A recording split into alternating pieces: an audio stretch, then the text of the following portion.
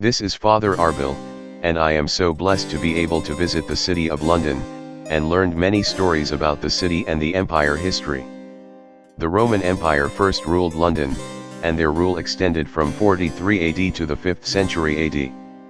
The Roman named the town Londinium, and that time there were less than 60,000 inhabitants, but much larger than the other Roman town, because it was a major port and center of business. For many centuries it was a Roman town, but with the repeated Anglo-Saxon invasions during the 5th century, Londinium declined, but later during the 8th century it became the capital of the Kingdom of Essex. Since it was a major port during the 9th century, it suffered numerous attacks from the Vikings. And because of these, Danish settlers was able to establish themselves in the area. They encouraged trade and they opened many businesses in the city. They were successful traders, and so they were able to convert the town to a bustling business city and later transformed it into the first urban center of England.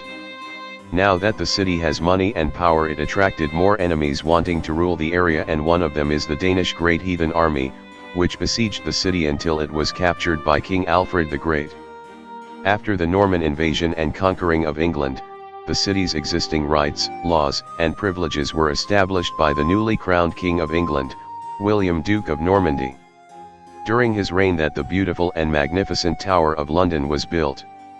For many years, England had no capital city. However, when the institutions of central government were moved to Westminster, a place close to London and the booming trade of London area, the rise of business and economic trade in the area were reason and the major factors in London's emergence as the capital of England. And the growing city continues to rise. Now that London emerged as an important business port by the 14th century, London's port became a European hub for the distribution of goods and products. This small town, now a bustling city where trade and commerce activity were so strong. Many business came, and after many years now it becomes Europe's major port, especially when the textile industry came to be the major industry in the area. By 17th century the inhabitants of London is now over 500,000. The politics now played a major role in the trade and commerce industry. In the following years until 17th century the city was still held inside the ancient walls, although large-scale urban planning had already started. When the pandemic came, and because of the poor living condition a lot of people suffered, many were sick and thousands died. During the plague more than 70,000 men and women young and old died, and another catastrophe was when the following year, there was a great fire and was burnt down most of the city. The reconstruction of London, based on the area we now call the city, took over 10 years to finish.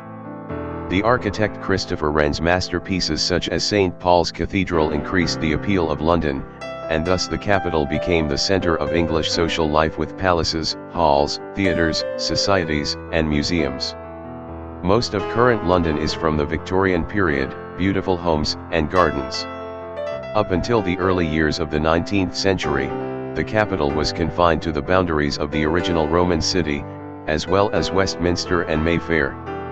Then the Industrial Revolution came, which drew millions of people from all over the world to work and live in London, and the overcrowded conditions led to grave problems like the 19th century cholera epidemics, an event that took place during the hottest months of the summer, exacerbating the smell of the sewers that were dumped in the River Thames.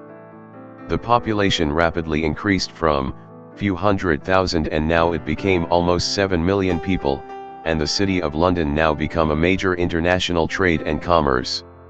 London is now a finance capital of the world. I was so impressed of the buildings, sculptures and structures around the city. The Victorian homes, the gardens, the palace, and the castles were magnificent. The beauty of the city is something that you will not forget. I will always reminisce in this once-in-a-lifetime travel.